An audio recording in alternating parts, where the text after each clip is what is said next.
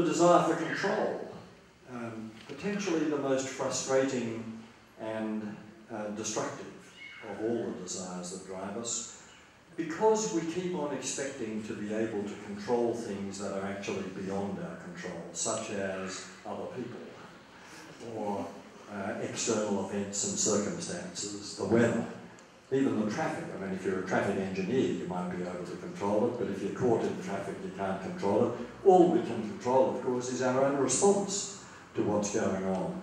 Yet we constantly slip into this mad idea that we ought to be able to get things out there under control. Well, you can probably get your CD collection under control if you really work at it, or your sock drawer, but that's about the limit.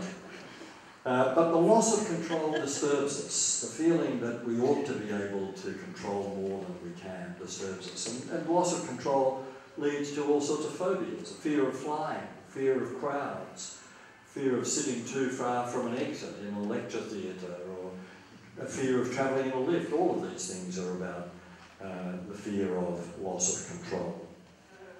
One of our favourite ways of controlling things, of course, is to have our own interpretation of what's going on.